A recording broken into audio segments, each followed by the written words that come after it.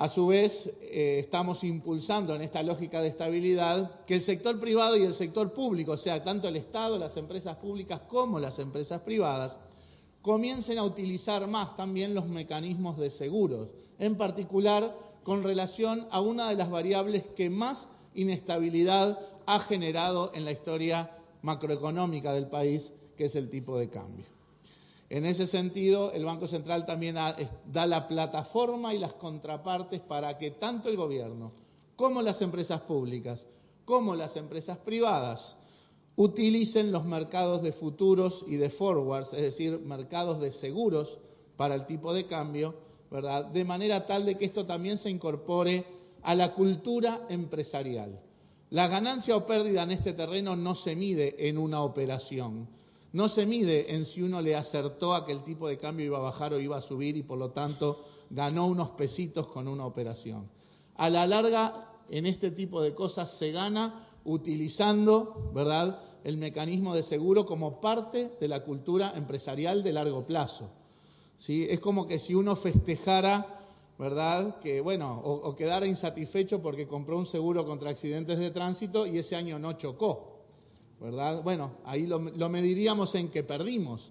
Bueno, obviamente más hubiéramos perdido si hubiéramos chocado. Bueno, en esto es lo mismo, no podemos medir la utilización de forwards y futuros, que son mecanismos de seguro y de estabilidad para el tipo de cambio, en una operación aislada. Hay que incorporarlo en la lógica estructural de gestión de riesgos de las empresas privadas, de las empresas públicas y también del gobierno. La segunda cara de la estabilidad que compete al Banco Central refiere a la estabilidad financiera. Palabrita de moda, además, a partir de la crisis internacional de 2008-2009. La inestabilidad del sistema financiero otorga el peor escenario para la toma de decisiones. ¿Quién puede pensar en políticas para la productividad en el medio de una corrida bancaria, en el medio de una crisis financiera? Creo que huelgan comentarios, todos aquí vivimos experiencias por el estilo. Un saludable funcionamiento del sector financiero y del sistema de pagos, que en última instancia van atados, ¿verdad? El cortar la cadena de pagos es el peor de los procesos en el marco de una crisis bancaria. Un saludable funcionamiento entonces del sistema financiero y del sistema de pagos permite la canalización productiva de los ahorros, facilita el intercambio y habilita una mejor cobertura de riesgos. Reduce los costos de transacción de la economía. En última instancia, hace más eficiente y productiva la economía en su conjunto. Un saludable funcionamiento del sistema financiero se traduce en el potencial de ganancias de productividad para la economía en su conjunto. Si no, déjenme leerles simplemente lo que el Foro Económico Mundial, en el indicador de competitividad global que presentaba Massoyer, habla sobre el pilar 8, que es el referido a la sofisticación del sistema financiero. En la descripción de ese pilar, en una traducción libre, dice algo así como que la inversión productiva es también crítica para la productividad, por lo tanto las economías requieren mercados financieros sofisticados que hagan el capital disponible para la inversión. A los efectos de cumplir estas funciones, el sector bancario debe ser confiable y transparente y los mercados financieros necesitan regulación apropiada para la protección de los inversores y los demás agentes de la economía. Por lo tanto, con la mira en la productividad, el saludable funcionamiento de los mercados financieros que implican una adecuada regulación es uno de los pilares claves de productividad y competitividad. ¿Qué se ha hecho en Uruguay en estos años con la mira de la estabilidad financiera? Bueno, claramente hay un nuevo enfoque regulatorio que se deriva de los impactos de la crisis de 2002 y por lo tanto se ha profundizado este enfoque regulatorio que mitigue la excesiva toma de riesgos a partir de distintas medidas que se han tomado en los últimos 8 años. Pero a su vez, además de la lógica regulatoria, ha habido más cambios en estas reglas de juego en el sector financiero, a partir del aprendizaje de nuestra crisis y a partir del aprendizaje de las crisis internacionales. Esto implicaron cambios legales consistentes con esta visión que incluyen la nueva Carta Orgánica del Banco Central, que implica la reorganización regulatoria, ¿verdad?, y la clara especificación de las funciones del Banco Central. La nueva Ley de Mercado de Valores, que también pone un énfasis diferente al que existía antes de autorregulación en la regulación de los mercados financieros y crea la figura también de la promoción de los mercados de capitales. La nueva Ley de Sistema de Pagos, que procura dar más garantías justamente al funcionamiento del sistema para que todos los agentes que utilizan distintos instrumentos y cada vez más instrumentos electrónicos tengan la tranquilidad de que sus pagos y sus cancelaciones son válidas en tiempo y forma. La Ley de Transparencia de la Información Pública, que en particular, además de la lógica de creciente transparencia y políticas de transparencia activa que tiene el Banco Central en su gestión, también se agregan elementos de política, como fue el hecho de hacer pública la central de riesgos de los riesgos crediticios, ¿verdad?, cosa que fue muy discutida en su momento, discusión que fue muy efervescente por más o menos 10 o 15 días y que después nunca más nadie se acordó, excepto el Banco Mundial, que lo incorporó como una de las mejoras institucionales más relevantes en la mejora del clima de negocios en el último Doing Business que se comentaba hace un rato. Y otros cambios en el contexto normativo que contribuyen a este enfoque. Típicamente la Ley de Promoción y Defensa de Competencia y la Ley de Concursos, es decir, elementos que dan marco al funcionamiento de los mercados y a la salida ordenada de las empresas del mercado, elementos básicos que contribuyen a la realización de retornos de las inversiones y a la satisfacción también de los derechos de propiedad. ¿Cuál es la situación actual en materia de estabilidad financiera? Bueno, el sistema financiero está operando con tranquilidad y seguridad a pesar de la debacle internacional desde 2008, y eso se ha reforzado también institucionalmente con la creación del Comité de Estabilidad Financiera, un ámbito de coordinación y propuestas en donde pretendemos incorporar los enfoques micro y macroprudenciales para la evaluación y la mitigación de los riesgos sistémicos, ámbito integrado por el Banco Central, el Ministerio de Economía y Finanzas, la Corporación de Protección al Ahorro Bancario y la Superintendencia de Servicios Financieros del Banco Central. A su vez, se han tomado medidas en este enfoque desde la Ley de Sistema de Pagos hacia la consolidación de un sistema de pagos seguros, promoviendo la compensación y los pagos electrónicos y el correcto funcionamiento de los mercados minoristas y de alto valor en el proceso de liquidaciones. Simplemente algunos gráficos para pasar rápidamente. La estabilidad financiera en el sistema bancario, las operaciones son absolutamente ordenadas y transparentes, los depósitos crecen, los créditos crecen, todo en órdenes absolutamente razonables dada la coyuntura económica. La morosidad sigue en términos muy bajos y muy controlados y la solvencia del sistema sigue muy alta. O sea, hay buena capitalización en los bancos, así como también hay buena liquidez. Entre el 50 y el 60% de los activos bancarios son líquidos.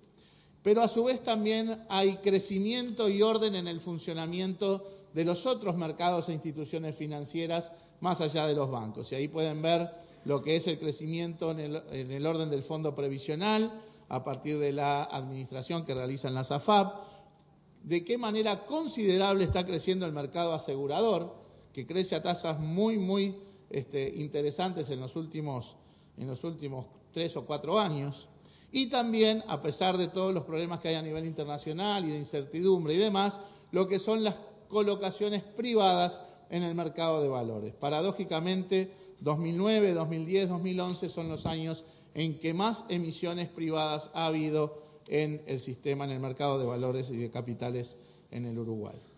A su vez, el sistema de pagos también funciona ordenadamente. El Banco Central también ha fortalecido la institucionalidad interna para el seguimiento, el control y la información sobre el sistema de pagos, e incluso hace unos meses empezamos a publicar informes sobre el sistema de pagos en el Uruguay, ¿verdad? Y ahí simplemente tienen algunos gráficos de la importancia y del funcionamiento de las liquidaciones, tanto de alto valor como a nivel minorista. Déjenme comentar algunas líneas de acción con respecto a qué cosas contribuyen a las mayores capacidades financieras que por lo tanto van a impactar en una mayor productividad en la economía. En primer lugar, inclusión financiera, acceso y educación como dos caras de la misma moneda. La profundización financiera se asocia a un mayor desarrollo económico y social. Sin entrar en la discusión de qué cosa causa qué, seguramente sea una retroalimentación, el mayor desarrollo económico y social se asocia a una mayor profundización del sistema y los mercados financieros, ¿verdad? Y por lo tanto, una forma de promover la adecuada canalización del ahorro hacia actividades productivas y hacia el financiamiento del bienestar de la población. La inclusión financiera procura generar más acceso a servicios financieros por parte de toda la población.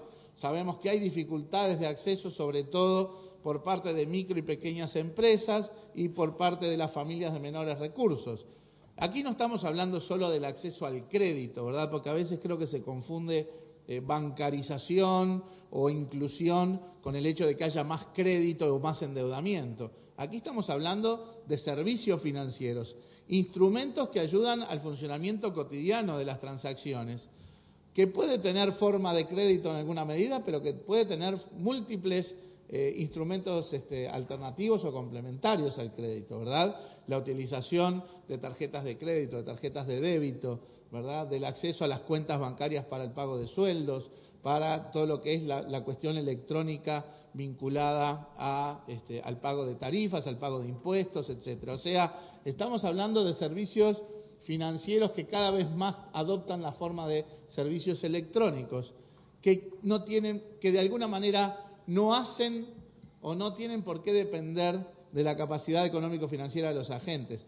Es factible que todos los ciudadanos, aún los de menores ingresos, es factible que todas las empresas, aún las micro y pequeñas empresas, tengan un mayor acceso a los servicios financieros. Pero también es razonable la preocupación de que el acceso a los servicios financieros pueda llevar a conductas inapropiadas, conductas de sobreendeudamiento, ¿verdad? Que a la larga se pagan caro.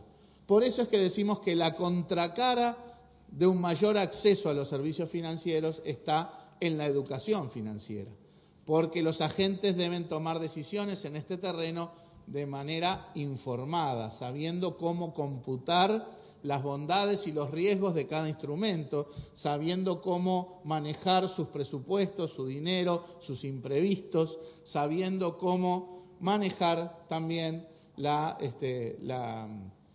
sus capacidades, digamos, de toma de riesgos. Las empresas, las familias, ¿verdad?, en general, tienen que tomar decisiones eficientes para aportar a la productividad y para eso la educación financiera es fundamental. En términos de inclusión, justamente hablamos de que se están desarrollando iniciativas, se están proponiendo y comenzando a implementar iniciativas, y la IN de inclusión yo la asocio a 3 IN más: infraestructuras, instrumentos e incentivos. El Banco Central tiene mucho que ver, sobre todo en materia de infraestructuras e instrumentos, mientras que en el área de los incentivos, obviamente, el Ministerio de Economía es quien tiene la batuta, ¿verdad? Pero lo que está claro es que lo importante es tener infraestructuras más modernas, más electrónicas, más eficientes, con más instrumentos disponibles, que en la medida que sean utilizados de manera informada y educada, entre comillas, van a hacerse también más productivos. En ese sentido, también hay propuestas normativas que el Banco Central está poniendo a consideración del mercado hoy para habilitar justamente la presencia de más y más agentes que, sin exacerbar la toma de riesgos, puedan contribuir a esta lógica de mayor acceso a los servicios financieros de la población, como por ejemplo la propuesta de bancos minoristas. Decíamos que la información es el elemento central en el funcionamiento de las decisiones económicas y en particular en las decisiones financieras. No hay nada más importante que la información en el mercado y en el sistema financiero. Por lo tanto, la transparencia, la información, tiene que ser parte de esa infraestructura en sentido amplio que debe tener el sistema. Y eso es parte también del norte que el Banco Central tiene en muchas de sus iniciativas. Combatir la cultura de la opacidad, garantizar el cumplimiento de las normas antilavado. Ya sabemos que Uruguay está muy bien posicionado a nivel del continente en cuanto al cumplimiento de las recomendaciones internacionales de prevención del lavado de dinero, y también de impulsar la confianza en el sistema financiero, porque conocer mejor el sistema financiero nos permite acercarnos con mayor confianza, combatiendo un poco esa lógica desconfianza que se genera cuando el sistema financiero es responsable de las crisis y las corridas bancarias. A su vez también el Banco Central aplica las normas que procuran la defensa de los intereses de los sectores más desprotegidos, ¿verdad? Porque es la autoridad de aplicación de la Ley de Relaciones de Consumo, que es la que justamente procura la defensa de los derechos de usuarios y consumidores en el sistema, y de la Ley de Promoción y Defensa de la Competencia. Decíamos que la contracara de la inclusión o del acceso es la educación financiera. Debemos contribuir a la educación financiera de la población, mejorar la comprensión de los aspectos económicos, colaborar con el despliegue de derechos ciudadanos, con un enfoque de inclusión social, ¿verdad? Facilitar el conocimiento y la información para que se tomen mejores decisiones, sobre todo a quienes más lo necesitan. Para eso estamos desarrollando programas que desarrollan una mayor cultura financiera de la población para estimular comportamientos adecuados y desestimular justamente conductas inadecuadas, contribuir con las capacidades financieras de la población.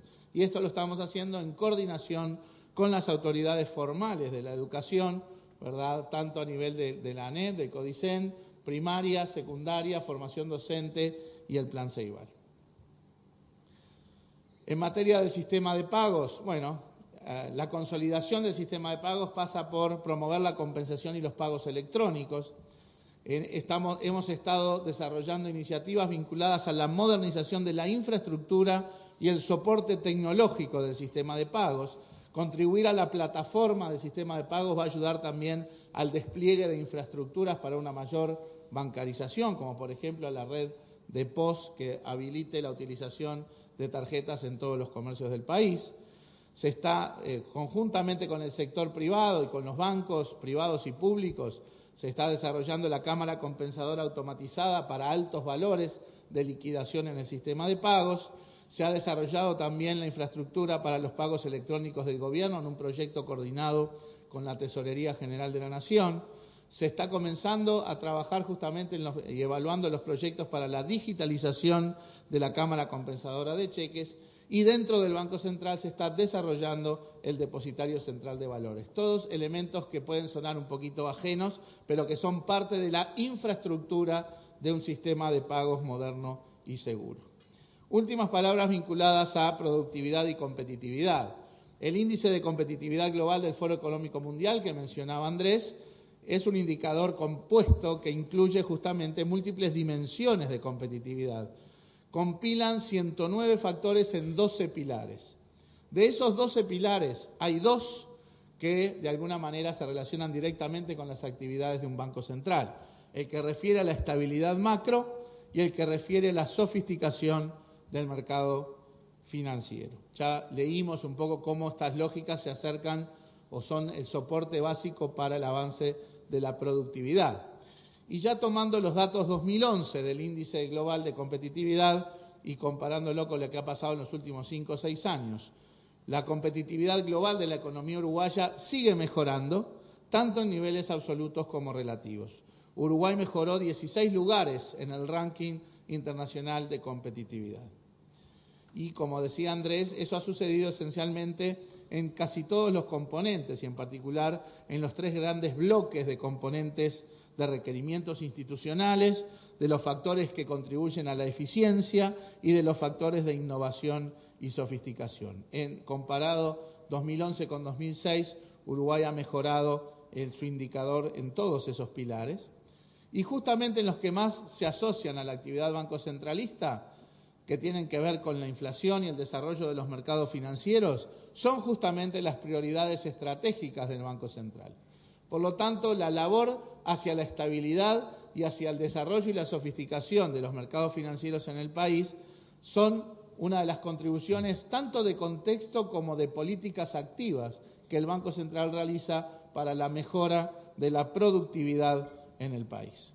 La productividad en el país en los últimos años ha crecido a tasas muy interesantes, asociadas a todos los factores que Andrés Massoyer y Fernando Lorenzo desarrollaban, ¿verdad? Casi 4% anual en los últimos años de mejora de productividad es realmente un guarismo significativo, incluso en el contexto internacional. Uruguay es de los países que ha visto crecer su productividad media en los últimos 3 o 4 años a mayor tasa de crecimiento a nivel global. Y eso es lo que explica también que la competitividad de las empresas uruguayas se mantenga a niveles razonables, ¿sí? Una vez que uno incorpora el impacto de la productividad en la gestión y en la performance de las empresas uruguayas, entiende por qué, aun cuando los precios relativos evolucionen de una u otra manera, la performance exportadora sigue siendo muy buena, los ingresos por exportaciones en el Uruguay siguen siendo muy buenos, el grado de apertura del Uruguay sigue siendo elevado. Las ganancias de productividad justamente son las que han contribuido a que no haya habido un deterioro de la rentabilidad en el negocio exportador, por ejemplo. En esa línea que decimos, y que planteaba también el ministro, de que la productividad, las políticas públicas pueden contribuir a generar una mejor plataforma para la toma de decisiones en materia de productividad, pero en última instancia quienes tienen que terminar de concretar y aprovechar las ganancias de productividad son las empresas, y eso es lo que ha estado sucediendo en los últimos años, ¿verdad? Y eso es lo que ha permitido que las empresas uruguayas sean competitivas a nivel global.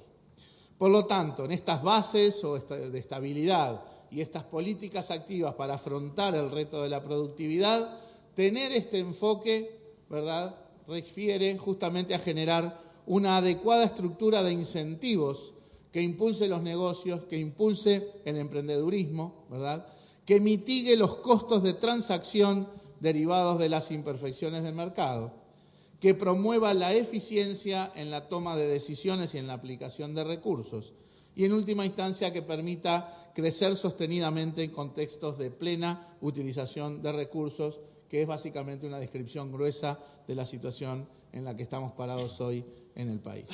Así que les agradezco la atención y entiendo que seguimos disponibles para las preguntas que siguen. Muchas gracias.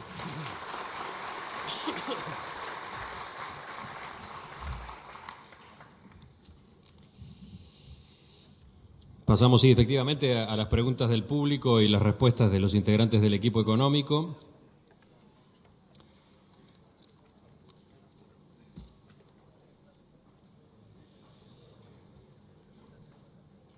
Hay una cantidad de preguntas que tienen que ver con los temas que se han tratado, ampliaciones, repreguntas, algunos cuestionamientos.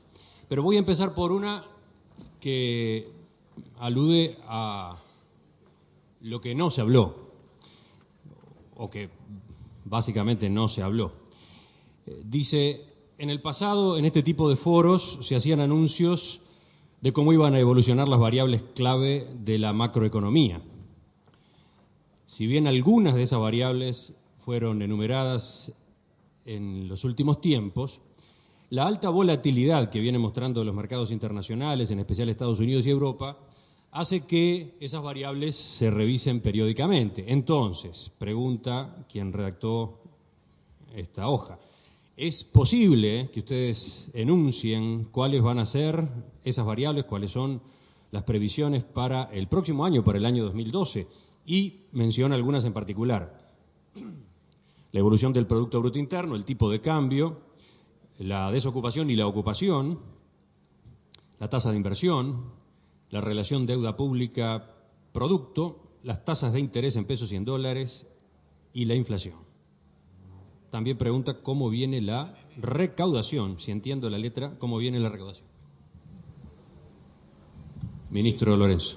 Sí, dos líneas de respuesta. En primer lugar, nosotros en ocasión de la presentación de la última rendición de cuentas, el proyecto de rendición de cuentas ya fue aprobado por el Parlamento, presentamos una programación macroeconómica que en más de una oportunidad hemos dicho que no merece, a nuestro entender, revisiones sustantivas y, por tanto, las proyecciones actuales del Ministerio, las que adoptamos para la programación financiera y para la programación de la política fiscal, son las incluidas en esas tablas, son de público conocimiento. La segunda línea es que yo creo que no tiene ninguna ventaja informativa las proyecciones gubernamentales frente a otras proyecciones que se realizan por parte de analistas e instituciones públicas y privadas. De hecho, hemos ideado, el Banco Central lidera un proceso de compilación de esas proyecciones en materia de inflación, en materia de trayectoria del producto y variables relevantes. Y ustedes habrán visto que en los últimos meses hubo cambios, pero que no invalidan en absoluto lo que son las trayectorias que nosotros teníamos previstas, pero que además pueden ser seguidas y revisadas en la sintonía fina por analistas y expertos que siguen la economía con la misma atención y probablemente con las mismas o superiores destrezas a las que podemos tener nosotros. A eso agréguenle que los organismos multilaterales que analizan la economía uruguaya hacen sus propias proyecciones. En particular, acabamos de asistir a la visita de revisión por el artículo 4 de la misión del Fondo Monetario Internacional. Están ahí las cifras. Tengo entendido, a partir de la información que es pública, que hay franca coincidencia en esas cifras con lo que son las perspectivas de los analistas privados y las últimas proyecciones realizadas por el Ministerio de Economía y Finanzas.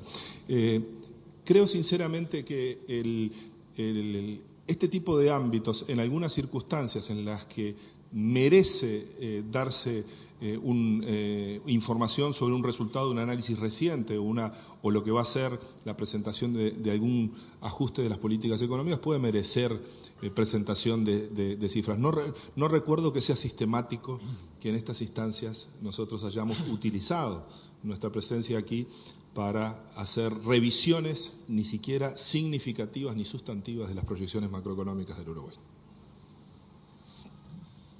Pasamos a preguntas que ahora sí tienen que ver con los temas abordados esta mañana. Hay varias, hay un paquete aquí que tiene que ver con la industria de la construcción. Voy a la primera de ellas. Como forma de acompañar el crecimiento de la actividad del sector, las empresas constructoras han estado incorporando en los últimos años y de forma sistemática tecnología de punta, tanto en las áreas de arquitectura, grandes edificios, shoppings, hoteles, como de ingeniería, puertos, plantas industriales, etc. Algunos ejemplos son la incorporación de grúas torres, grúas telescópicas, nuevos sistemas de encofrados y apuntalamiento, entre otras. Podemos asegurar que las obras grandes y medianas en Uruguay se construyen con las mismas herramientas y procedimientos constructivos que en los países más desarrollados. Sin embargo, los rendimientos de la mano de obra, lejos de mejorar con la incorporación de tecnología, están empeorando de forma alarmante. Podríamos citar muchos indicadores objetivos que así lo confirman. Dejando de lado las pérdidas por conflictividad y el hecho de que el pleno empleo provoca la incorporación de mano de obra poco calificada, lo más preocupante, dice quien redacta la pregunta, lo más preocupante es la falta de compromiso de los trabajadores y el deterioro en la cadena de mandos que parece no tener límite. Y entonces se hace dos preguntas: si el gobierno comparte esta preocupación y, por otro lado, cómo puede el gobierno ayudar a atacar este problema. Sí, creo que no es una pregunta, la pregunta es la última. Aparte, lo que plantea es todo un diagnóstico sobre el estado de situación. Diagnóstico que cuando nosotros presentamos o intentamos presentar recién el enfoque de la productividad, tratamos de rechazar este enfoque que está planteado en la pregunta. Hay unos que hacen todo bien y otros que hacen todo mal. Y yo creo que verdaderamente eso le hace mucho mal a los retos de la productividad, a los retos del futuro. Creer que hay alguien que ya hizo todo lo que tiene que hacer y hay otro que le impide que todo salga bien. Entonces, lo que opino sobre ese enfoque es que lo discrepo con él, simplemente. Sí, Masoyer quiere agregar algo. Reafirmar la idea de que el sector de la construcción es un sector que se ha caracterizado por tener convenios colectivos de largo plazo a lo largo de la historia reciente del país y ha sido de alguna forma un ejemplo de buenas relaciones laborales entre trabajadores y empresarios. O sea que